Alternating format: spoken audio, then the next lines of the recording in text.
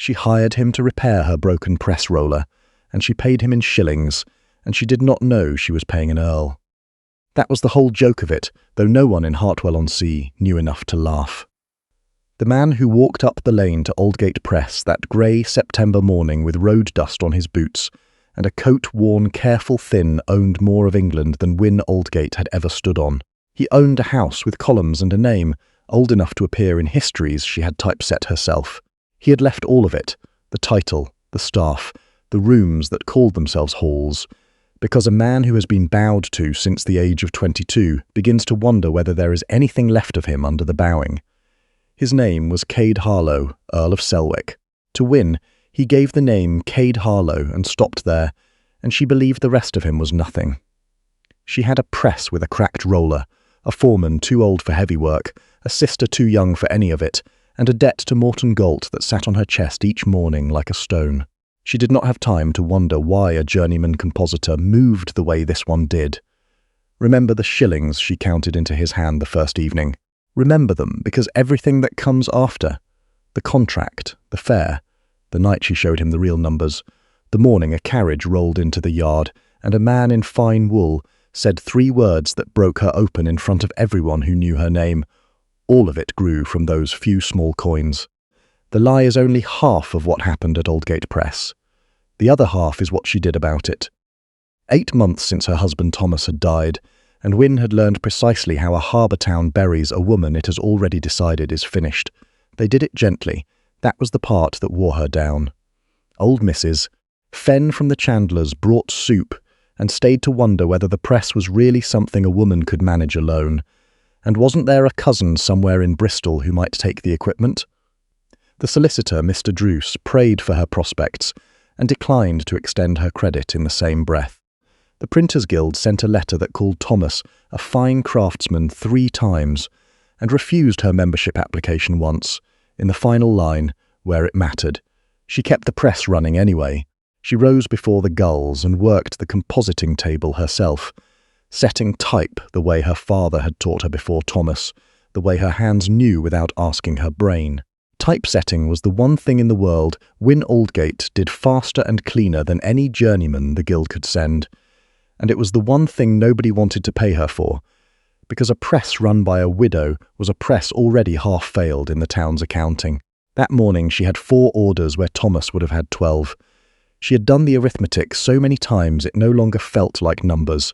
It felt like a door closing. "You could sell the galleys to Galt," said Peel behind her. The old foreman had worked Aldgate type since before she was born, and he said the man's name the way other people said the word foreclosure. He'd give fair value. You'd walk away with something. I'd walk away with nothing and call it something. Wynn did not look up from the chase she was locking. "My husband bought this press the year we married. I am not going to lose it the year he died." "Thomas," Peel said gently, "is past minding. I'm not." Through the window, Wynn's younger sister, Dot, was in the yard, trying to coax their one miserable cart horse into a better opinion of the morning. And the girl's voice came up high and cheerful through the cold, the way it always did, because Dot was 16 and still expected the day to turn generous. Wynn watched her a moment, and something in her chest went hard and clear, the way it did when the choice was simple, even if the doing of it was not. She would not sell. She would find a compositor who would work cheap, and she would chase the county contract for the magistrate's notices. And she would make 4 orders into 12 before the quarter day, and she would push the whole town's pity back down the lane it came up on. She had gotten that far in the plan when the stranger came through the gate. He came on foot, and he stopped at the edge of the yard and waited until she noticed him instead of calling out. That was the first thing she marked. Men looking for work came in loud. "You're looking for someone," he said when she had come down from the step. It was not quite a question. "I'm looking for about 9 things and can afford none of them." She wiped her hands on her apron and looked at him, the way she looked at a page of type she suspected of a transposition. Tall, somewhere in his early 30s. The weather had got at his face, but not deeply. There was an ease under the brown that real labourers wore off by his age. His coat was poor enough. His speech, when she made herself listen, was not. "I do composition, hand-press, distribution," he said.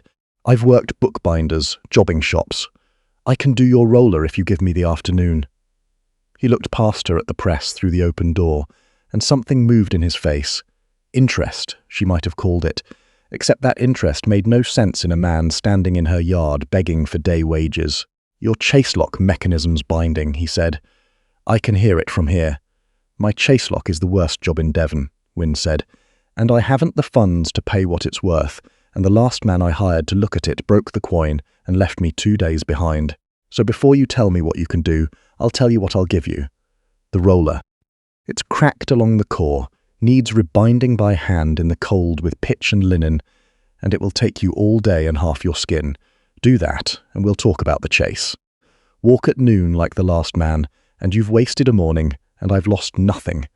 She held his eyes. "Don't mistake any of this for generosity. I haven't any left. The day you cost me more than you earn, you're gone, and I won't feel badly about it."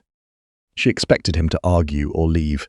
She was, if she was honest, hoping for the latter, because alone with a failing press was at least a grief she understood. He set his pack down against the wall and rolled his sleeves. "Where do you keep your pitch?" he said.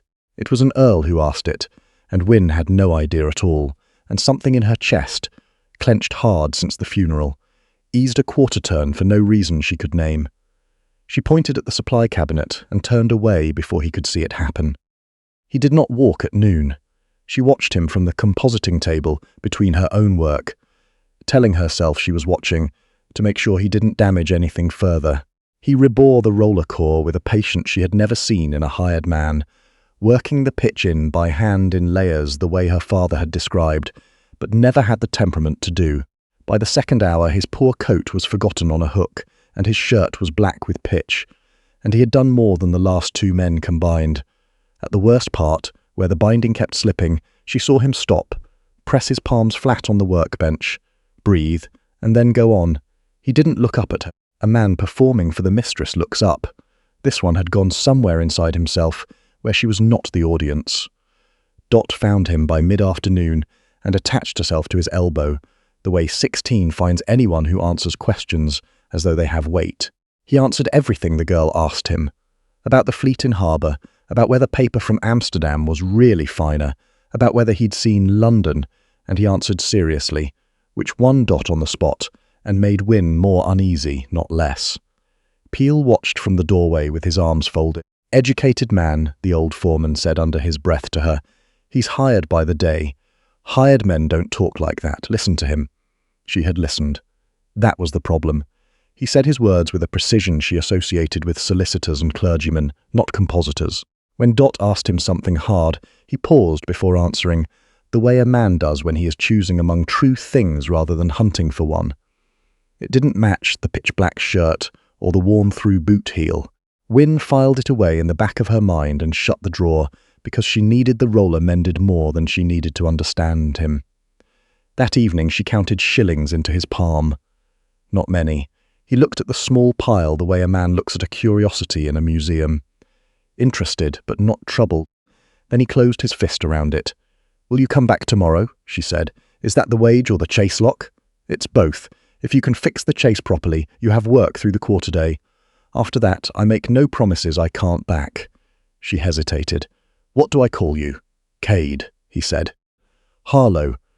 The surname came a half-beat slow, the way a man reaches for something kept in an unfamiliar pocket. She heard it. She would think of that small pause many times over the months that followed. That night, she thought only that a name was a name, and she had a press to save, and the man could work. He came back the next morning. He never really left. By the end of the first week, he had fixed the chase lock in a way nobody in Hartwell had thought to do, not by replacing the worn quoin keys, which would have cost her, but by resetting the furniture spacing across the entire form, so the pressure distributed evenly, and nothing bound.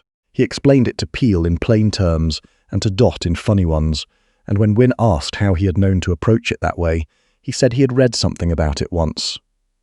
"Journeyman read technical treatises," she said. "This one does," he said, with a dry edge she was already learning to expect from him. The wit he kept folded away, and only opened when she was close enough to catch it. She let it go. She told herself she let it go, because the press ran properly for the first time. In nearly a year, the whole mechanism clicking and rolling, the way Thomas had always sworn it would if they ever got the lock right, a steady, clean thump that she felt in her sternum and her palms, and somewhere lower than either. She told herself that was why she laughed. She had not laughed in 8 months. It caught her off guard, both hands on the press bar, head back, undignified and entirely real. When it ended, she found Cade watching her with an expression she could not name. Not amusement. Something quieter and more hungry. Not for her, not yet, for the laugh itself, for the fact of it. Here is what Wynn could not see, and what you should. Cade Harlow, Earl of Selwick, had spent his entire adult life as the reason people performed. They laughed at his remarks because he was an earl, and mourned at his difficulties because he was an earl, and not one person in 12 years had laughed like that. Surprised, helpless, both hands occupied, nothing calculated about any part of it, because of something his own 2 hands had made work. He knew flattery the way a carpenter knows the grain of wood. He could have wallpapered the Aldgate print room in flattery. This was something else entirely, a coin he had never been paid in, minted in a pitch-smelling workshop, by a sharp-tongued widow who thought he was nobody. He stood at the press and understood with a quiet that frightened him that he did not want to go back to the county seat.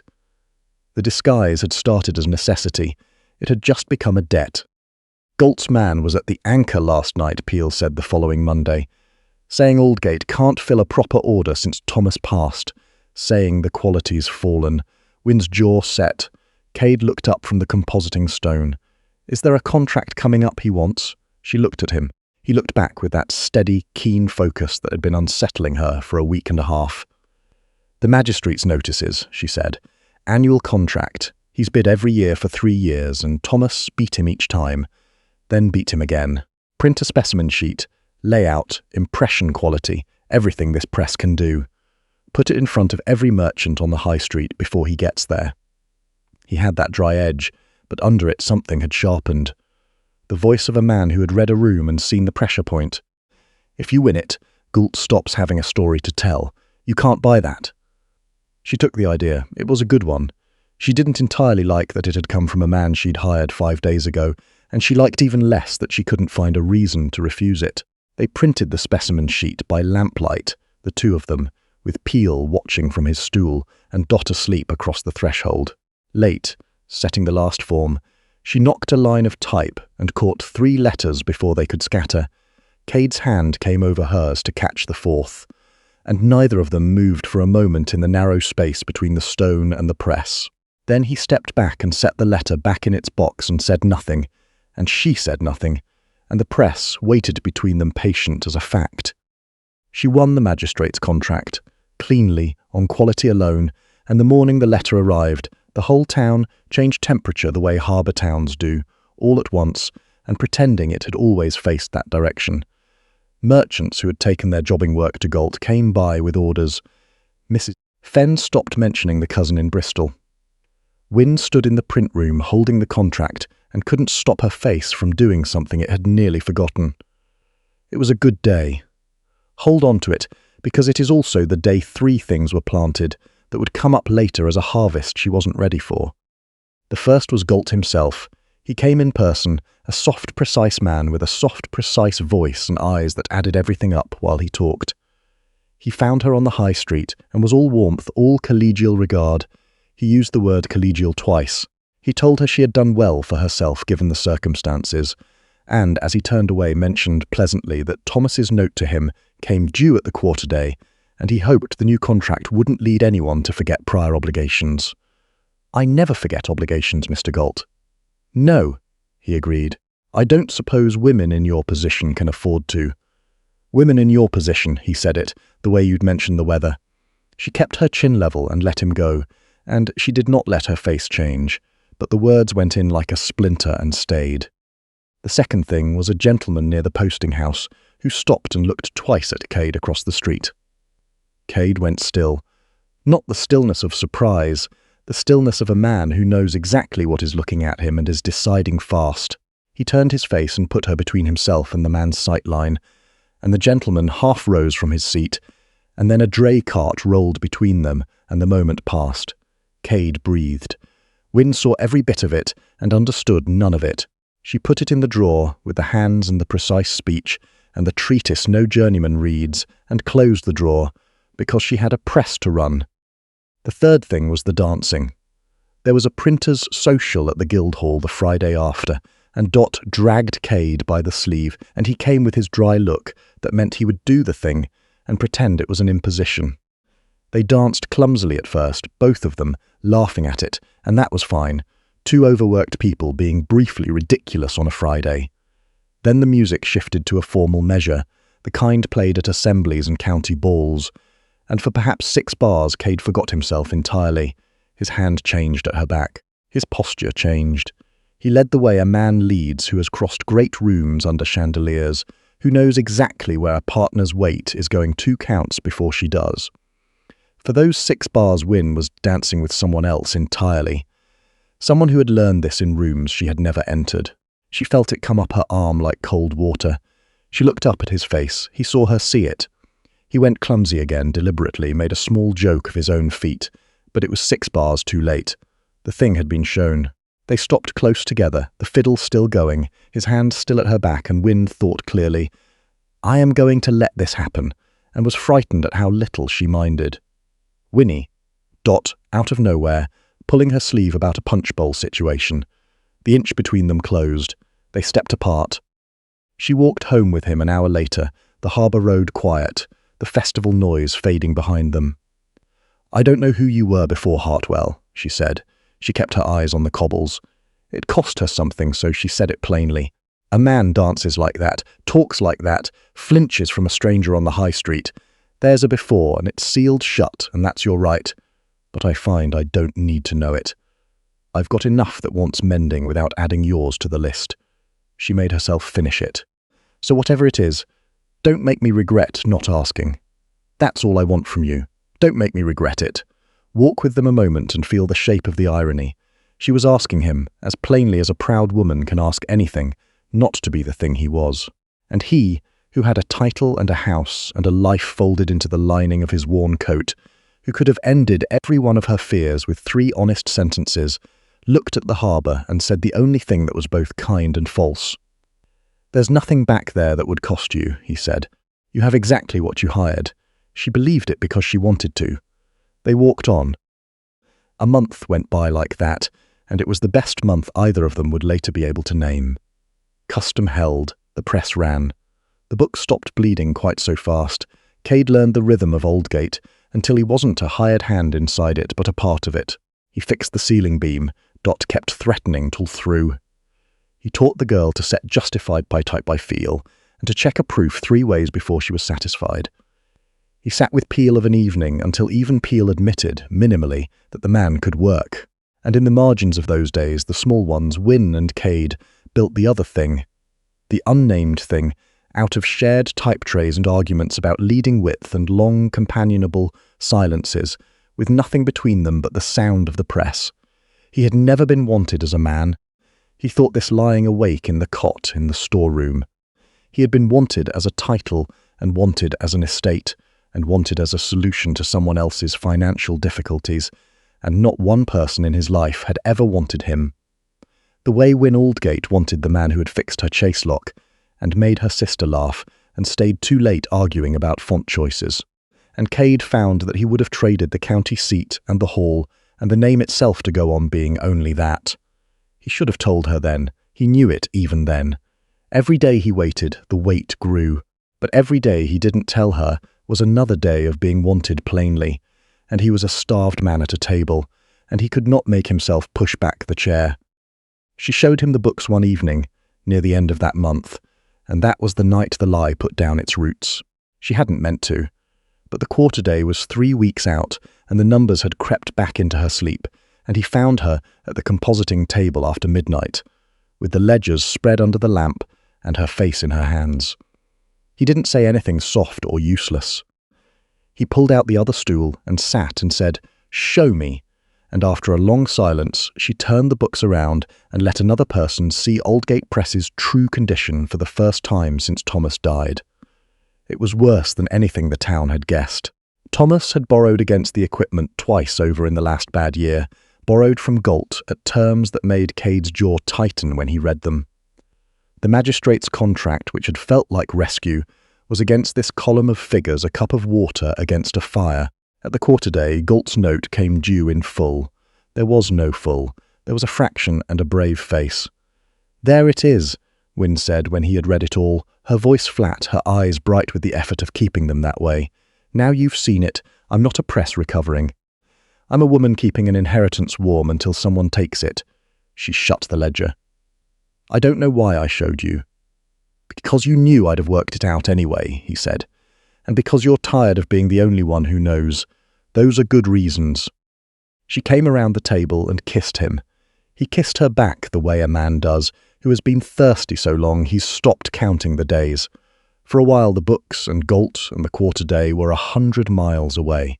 She fell asleep against him in the lamplight, and when she slept, the Earl of Selwick sat at a printer's table and wrote a letter in close, careful hand to his solicitor in Exeter. "Buy the Galt note," the letter said, "through agents, quietly. Pay what he asks and a premium if he balks. Let no name be attached to it, least of all mine." He sealed it. He looked at the seal, the Selwick device, pressed in dark wax out of pure habit, and in the warmth of the room and the closeness of her sleeping there, he did not think hard enough about who in a small harbour town might one day find it. He had built the trap himself, baited with his own kindness, and he went to bed almost happy. That is the worst part, that the most damaging thing he ever did, he did while feeling, for once, like a good man. 2 weeks later, Galt moved. Not because he had discovered the buyer, but because someone inquiring after the note told him it was worth more than he'd priced it, and Galt did not survive by selling cheap what the market would bear dear. He called the note early. He had a clause written into Thomas's original agreement, a clause that let the holder demand full repayment at shortened notice at his discretion, and he used it. The letter arrived on a Tuesday and demanded the whole sum in 10 days, knowing she had a fraction and a brave face, and nothing else. Wynn read it in the print room and the colour went out of the morning. "He can't do this in 10 days. "It's in the clause," Peel said. "Thomas signed it." The old man's face was grey. "He means to have the press, miss, he always did. We're done." Dot had gone white by the compositing stone. The world Wynn had scraped back together was coming apart under her hands. "I'll find the money," Cade said. He said it too fast. He said it the way a man says something he already knows how to arrange. And Wynn, with the letter shaking in her hand, turned on him with all her fear looking for somewhere to land. "You'll find the money." She stared at him. "You, a compositor with one coat and a borrowed cot. You'll find 2 years of this press's entire income in 10 days. How? He had no answer that was not the truth. And the truth, here in a panicked room with Peel watching and Dot white-faced, would land as a bomb and not a gift. So he said nothing useful. He said, "Trust me, let me try," and the not answering opened the first real crack between them. It widened the next morning. Peel found her at the proof stand. "I'll say it once, because I was fond of Thomas and I'm fond of you." The old man wouldn't meet her eyes. "Your Cade went to the posting house yesterday evening. I was there. I saw him write and seal a letter." He swallowed. The seal he used wasn't a plain blob, it was a device. Pressed proper. Working men don't carry seal rings, and they don't have devices to press.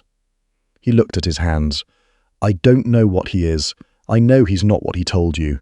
And that's the kind of man you don't trust with something that's sinking." The drawer Wynn had kept shut all those weeks came open all at once. The hands, the speech, the treatise, the dancing, the stranger on the high street he had hidden from, the money he had claimed he could find, the seal. Each thing alone she had set aside because there was always a press to run. All of them together made a shape, and she did not yet have a name for the shape, but she knew it was built on a lie, and she knew she had built half a season's worth of something real on top of it. She confronted him that night in the storeroom, one lamp between them. "Peel saw the seal," she said. "A device. Tell me what you are." He was quiet for a long moment.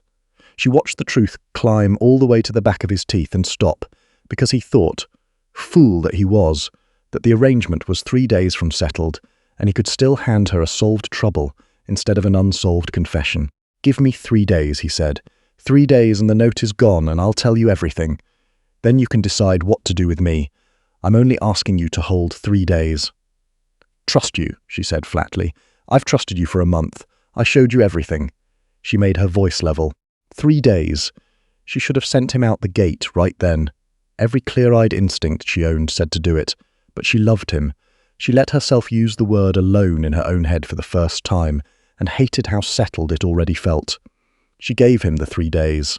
She trusted the specific man who was lying to her, on the strength of something she couldn't argue away. That is the trust the 3rd day broke. The carriage came on the last of those 3 days. The harbour festival had filled the yard and the lane and the street beyond, because Wynn opened the press yard every year, debt or no debt, because Thomas always had. There was bread from the bakery, 3 doors down, and the harbour was silver in the October sun, and Dot was running wild with the other young people, and for 1 hour the trouble had been set down. Cade stood beside her at the long table with type dust still on his forearms, and she had almost let the 3 days' patience warm back into the old ease when she felt him go still. She knew that stillness now. A carriage was coming up the lane. Black, lacquered, 4 matched horses, a coat of arms on the door that caught the light. The kind of vehicle that had never in living memory come to a printer's yard in Hartwell-on-Sea. The yard went quiet to watch. It rolled in and stopped, and a footman set the step, and out came a slim young man in a coat worth more than the press, who surveyed the bread and the crowd with an expression of careful amusement, found Cade's face in the crowd in 30 seconds, and smiled. "There you are," the young man said into a silence so complete she could hear the rigging. "God, Cade, you actually did it. 6 months in a print shop," he let his voice carry. "Your Grace, the estate's accounts are in genuine distress and your solicitor has written 4 times. Do come home." The 2 words hit the yard like cold water through a sluice. Wynn heard them and stood very still because they did not belong there. Not in her yard, not next to the man who had rebound her roller and taught her sister to proof and stayed too late arguing about leading. She turned to look at him. He was standing 6 feet away among the type trays, coat dust on his arms, and he was not looking at the young man. He was looking at her. She understood everything in a single dropping second before a word of explanation was offered. "His name," the young man continued into the wonderful silence, "is Cade Harlow, Earl of Selwick. He is my cousin. He is worth, well," he gestured at the press and the yard, "more than this, certainly. And it appears he has spent your autumn playing poor in your very charming print shop, for reasons I can only describe as eccentric. An Earl-setting type." He laughed, a light dismissive sound. "Have you been paying him? I do hope in coin." The yard made a noise, a low collective repricing, every face shifting at once. She watched it travel across people she had known all her life. She watched Peel's jaw set with grim vindication. She watched Galt, at the yard's edge where she hadn't even known he was standing, light up like a man who has just been dealt 4 cards he needed. And Wynn stood in her apron with ink on her wrists and bread in her hands, the printer's widow who had hired an earl for shillings, and shown him her ruined ledgers and kissed him across her own compositing table, and felt the whole yard's eyes swing from the earl to her. She heard, without his saying it, what the young man would say next. "Though I gather," the cousin said, looking at her now with a single flick that found her wanting in every column. "A compositor's widow? Really, Cade, I thought even your eccentricities ran to something more. Well, never mind. He's expected elsewhere, a very sensible arrangement nearly concluded. So you'll forgive me, my dear, if I collect him. You may keep the type trays." The whole autumn turned inside out in front of everyone she knew. Every kind thing, the roller, the chase lock, the contract, the dancing, the kiss across the books, repriced as the diversion of a rich man between obligations. The 3 days she had given him against every instinct she owned. He had spent them making arrangements. She did not cry. She would have cut off her hand before she cried in that yard, in front of Gault's satisfaction and Peel's pity and the cousin's easy contempt. She set the bread on the table. She wiped her hands on her apron, one and then the other. "Wynn," Cade said. It was the first word out of him. His voice was wrecked. "Is it true?" She looked at the harbour when she asked it, not at him. "Don't explain," one question. "Are you the Earl of Selwick?" "Yes." Simply, no apology folded in to soften it. "And you read my books at my own table and wrote to your solicitor to buy out my debt?" A pause. "Yes." "Then you can go home, Your Grace." She turned and looked at him then, and her eyes were dry and level, and were the worst thing he had ever seen. You have a carriage and a cousin and a sensible arrangement nearly concluded. There's nothing for you here but ink and shillings, and I think we both know now you were always only borrowing both." Her voice did not rise. It did not need to. "Get off my property. Don't come back to Hartwell. If you cared one true thing this autumn, you'll give me that, and you'll go." The cousin made a satisfied sound and moved toward the carriage, and Cade Harlow, Earl of Selwick, for the first time in his life chose not to use his title like a shield. He could have. He could have stood on the rank and bought his way back into her good opinion and declared the arrangement refused. And the truth half-corrected in front of everyone, loud, the way Percival would have done. He had the power. He held it in both hands. He spent none of it on himself. "You're owed the truth," he said low, only to her, while the yard pressed close to hear. "Not like this. Not with him grinning and the whole town watching you bleed. You don't deserve that. But you're owed it, and I'll give it, and not one word of it will be what he just said."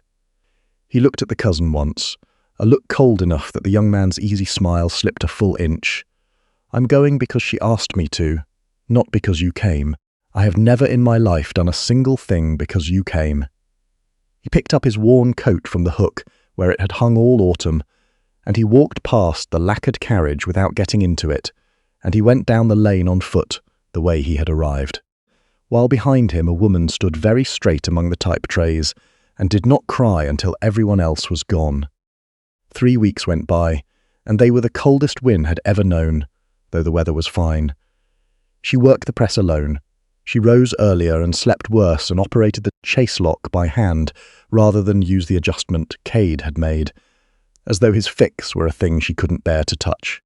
The town repriced her, the fool who'd been deceived, or the schemer who'd angled for a title and missed, and the second story spread faster because it cost people less to believe. She let them talk. She had room only for the press and dot, and the column of numbers that still, lie or no lie, came due at the quarter day. There was a letter. Peel had pressed it on her the morning after, saying Cade had given it to him at the gate and made him swear to deliver it. It sat on the compositing stone sealed with plain wax, no device, as though even in leaving he had tried to come to her as the man, not the rank. She looked at it for 2 weeks. On the worst night, when she let herself think about the dancing and the ledgers and the press at midnight all at once. She put it in the type furnace and watched it go, and then sat on the floor and wept because she would never know now what it said. Dot found her there. Her sister sat down alongside her, 16 and out of her depth, and trying anyway. "Why would an earl rebind a roller," Dot said to the fire, "if he only wanted to play at being poor? You don't do the worst job in the room all day every day for months on end. Nobody plays that long." She picked at the floorboard. "He taught me to set justified type. Earls don't do that. Why bother teaching me if it was all a game? I was nobody to him." Wynn had no answer that didn't hurt, so she gave none and held her sister on the floor by the furnace, and the question sat in her alongside the burnt letter and would not be still. Then 2 things happened in the same week. The first, Galt, 11 days from the quarter day, was suddenly and inexplicably forced to release the note. The full amount had been paid through a solicitor in Exeter by an anonymous party. Galt, who had moved to call the note early so no outside buyer could beat him to it, had been beaten to it anyway by someone faster and quieter. Aldgate Press was free of debt, clear in law. Hers. Wynn did not feel free. She felt sick, and she knew exactly who had the money and the reach and the cause, and what rose in her was not gratitude, it was fury. "He thinks he can purchase it back," she told Peel, white-faced. "The lie and me, both in the same coin. He thinks I'm a ledger line to be settled. I'm not, and neither was anything I felt." She would have sent the money back if she'd had a direction to send it to. The not being able to send it back, being made free against her will by the man who had lied to her, was its own particular humiliation, and she nursed it like a coal. The second thing came up the lane a few days after, on foot in good plain travelling clothes, leaning on a walking stick. A small, fierce woman of 60 with Cade's exact jaw, and none of his patience, who came into the print room without knocking and looked Wynn up and down, once, thoroughly, and said, "So you're the printer who threw my nephew out of her yard. Good, I'd have thought less of you if you hadn't. Put a kettle on, girl, my feet hurt, and we're going to have a conversation you won't entirely enjoy." Her name was Lady Innes. She was Cade's mother's younger sister, blunt as a correction stamp, and Wynn understood within 4 minutes that she was the only person in his entire large, titled life who had ever loved him without calculating what it cost. She drank her tea. She watched Wynn over the rim with the eyes of a woman who had read people for 60 years and had long since stopped being charmed by them. Then she set down the cup. Percival told you Cade paid your debt to buy back the lie. That's the story in Hartwell. Now listen to me carefully, because I have travelled a long way to say this once. My nephew tried to buy that note from Galt weeks before Percival ever came looking for him. Weeks, while he was still a compositor to you, while you still thought him nobody, while there was no lie for him to buy back yet, because you didn't know there was one. He arranged it through his solicitor in secret, expecting you would never know who had done it. Expecting nothing. No gratitude, no forgiveness, no advantage. He was trying to set you free and disappear from the doing of it. The dates are in the solicitor's record, and you may see them yourself if you think an old woman lies. She paused. He bungled it badly. He is a clever man and an idiot like all clever men. But he was never, not for 1 hour of this autumn, the thing Percival made him look like in your yard. That part was a lie told by a man who profits from managing my nephew. The rest of it, all the rest, was not. Wynn sat with her tea going cold and felt the whole shape of the season turn over in the dark, like a typecase flipped and suddenly readable. There is more, Lady Innes said more quietly. There is no arrangement. There was a scheme of Percival's to marry Cade to a suitable income and keep him close and manageable. That part was real, and it was all but settled, as the wretch said. But Cade refused it flat, to Percival's face, after he left here. Said he would lose the estate entire before he married to order. He has gone back to Selwick to face the consequences of that refusal alone, rather than drag you into a scandal you never asked for. The old woman's voice was not gentle, but it was exact. He didn't fight for himself in your yard because he didn't believe he had earned the right to. He paid your debt and asked nothing. He refused a fortune and told no one why. That is not a man who was amusing himself with you. That is a man who loved you so badly and so stupidly that he lied to keep it and lost it for the lying, and has gone home to be ruined quietly so as not to cost you one more thing. She set down her cup. The lie was a coward's kindness. It was never a cruelty. You are sharp enough to know the difference. For a long time Wynn did not speak. The press ticked. Dot's voice drifted in from the yard. It doesn't change what I am, Wynn said at last, and her voice was steady and filled with the old practical fear. I'm a printer. I have ink under my nails and a sister to raise and a press that needs me. I won't go to a great house and be the woman everyone looks at sideways. I won't be an Earl's habit in the country, visited between sessions of Parliament. I won't chase a man to a place where I'll be made small in every room. I'd rather lose him than lose myself, and I've already lost him. She stood and gathered the cups. So I'll thank you for the truth, and I'll keep my press, and I'll stay exactly where I belong. Lady Innes looked at her for a long moment, and something almost like approval moved in the fierce old face. You're not wrong to want it on your own terms, she said, rising, taking her stick. I won't argue out of your pride. I rather like it. She paused at the print room door. But I'll tell you this for nothing. The two of you are each waiting for the other to come and be smaller than they are. He won't ask you to give up the press. You won't go somewhere you'll be made less, so you'll each keep your dignity and lose everything else, and be very correct and very alone, until something comes along big enough to knock you both loose from where you've planted your feet. She set her hat on. Something usually does, and she went.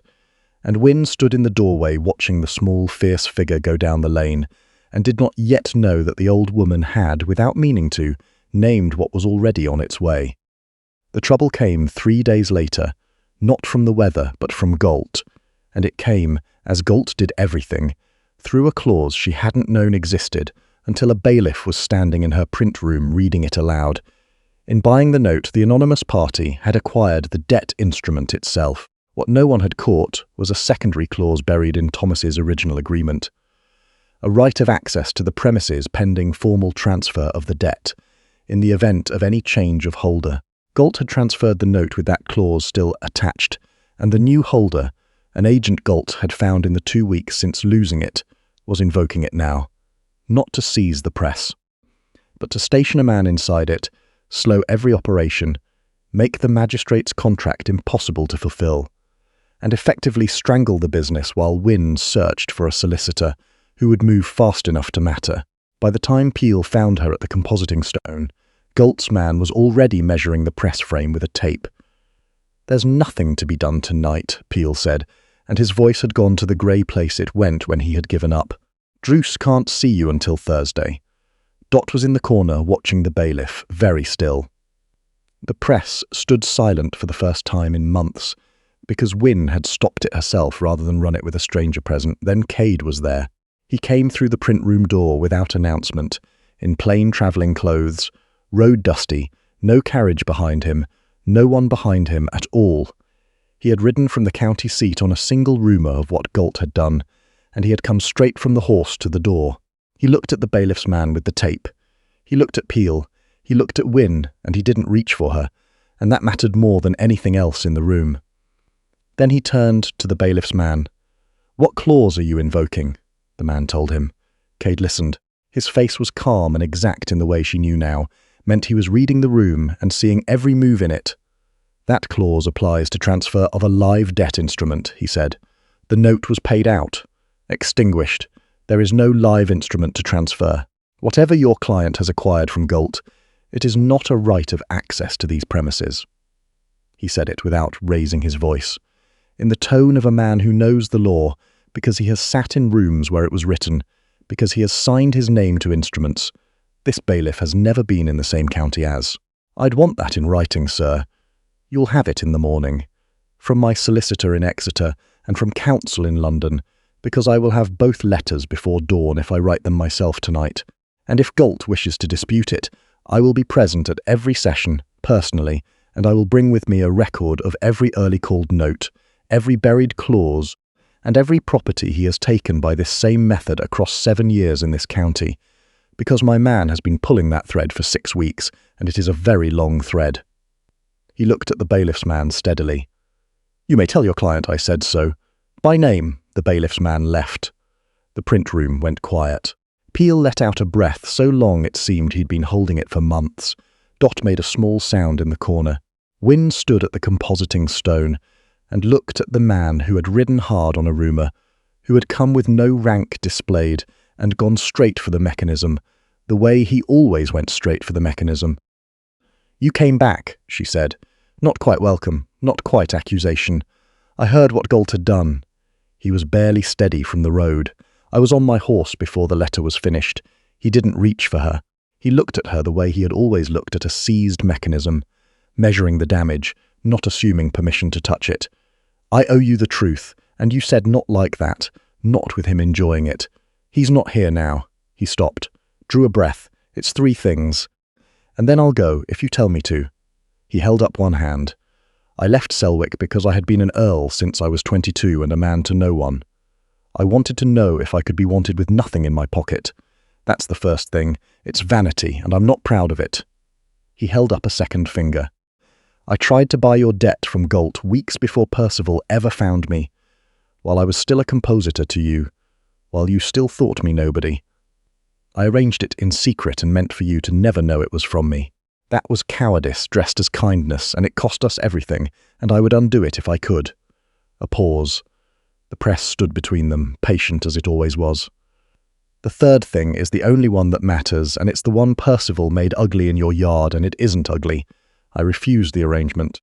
I refused it before I had a reason that wasn't already true, but I met you so." He looked at her, road dusty and tired and entirely level. "There is no one settled elsewhere. There never will be. I lied about what I was. I never once lied about wanting you. Not on the harbour road, not at the books table, not for 1 hour of this whole autumn. The name was false. Everything under it was true. That's all 3. That's the whole of it." Wynn stood at her compositing stone in the lamplight and looked at the man who had ridden a long day to fight a bailiff with paper and law, who had come without rank and gone straight for the problem, who had refused a fortune and told no one why, and had come back anyway. The first hour she was in real trouble. She did not forgive him because he was an Earl. Hold to that. It is the whole point of the thing. She forgave him because he came back as a man and put his hands on her problem. "Here are my terms," she said, and her voice was the flat, plain voice she used for everything true. "They are not negotiable. I won't be kept in the country and visited between sessions of Parliament. I won't be a charity case dressed up as a wife. If you want me, you have me as a partner. Equal shares, equal say, the press stays in my name. I run my own books. I am nobody's rescued thing. You'll have me on the level you found me on, Your Grace, or you won't have me, and I mean it the same way I meant get out of my yard, all the way down. On the level I found you on," he said. "Yes, that's the only level I was ever real." She kissed him, or he kissed her.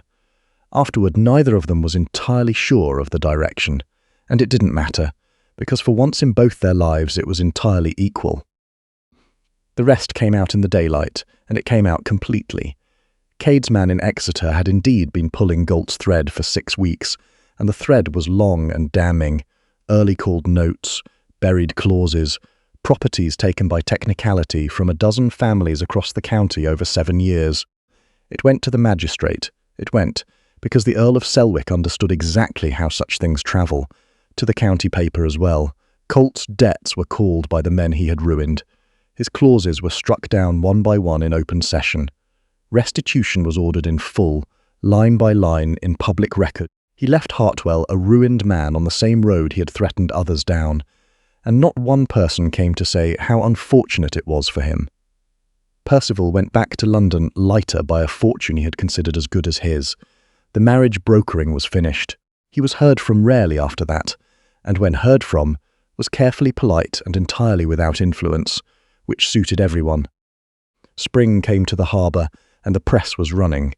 It ran well, better than it had in years, because the chaselock moved clean, and the roller held true, and the person running the books understood every column. The press was jointly managed now, and the name on the door said Aldgate, because that was the name that had earned it. Below it, in a font she had chosen herself because it was precise and clean, with no excess ornament, and Harlow. Dot was apprenticed to a bookbinder 3 doors down, and came home Sundays with opinions about end papers, and longer in confidence than ever. Peel had been made master compositor in name as well as fact, which he accepted by complaining about it constantly and never once leaving. He liked the Earl now. He would have gone to considerable lengths not to say so. Cade split his time between Selwick and Hartwell, reforming the estate the way he had learned to do everything that ever mattered. From the mechanism outward, himself present, looking at the actual thing rather than a report of it. The tenants were learning the shape of a landlord who read the clause himself before he signed anything. He asked her at the compositing stone in the end. Not in a drawing room, and not with ceremony. Standing at the stone in the morning light with type dust on both of them and a half-set form between them, in the only language they both actually spoke. "I'm not offering you a great house," he said. "You'd be miserable, and you'd be right to be. I'm offering what we already have, a partnership, equal shares, equal say, your name first on everything that matters. Marry me, Wynn. On the terms you named, as a partner, on the level I found you on, nobody's charity. For as long as we both managed to argue about leading width." He paused, and the dry edge came back, the one she had known before she knew anything else about him. "I'd do this more formally, but you've taught me not to waste a good morning on ceremony when there's a form to finish." She laughed, both hands occupied, head back, nothing calculated about any part of it. When it stopped, she found him watching her with the expression she hadn't had a name for at the beginning, and did now.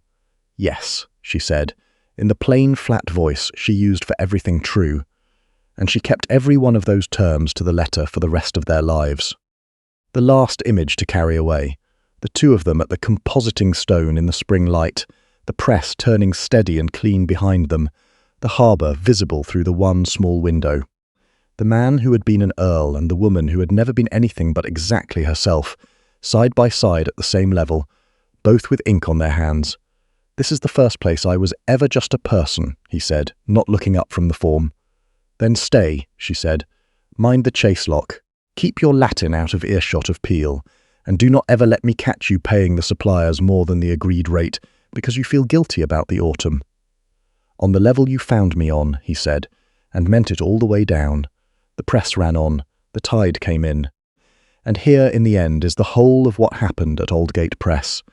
And it is the one thing worth carrying out of it.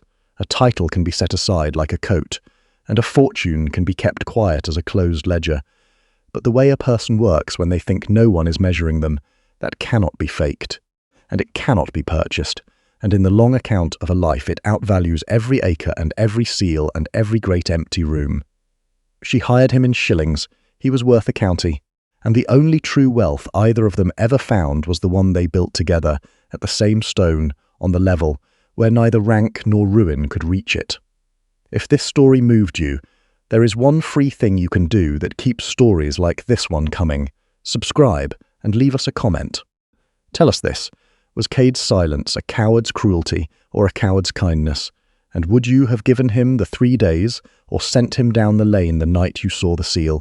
Tell us too, where in the world you're listening from. We love knowing. Until next time, mind the mechanism and mind the people who work hard when they think no one is watching.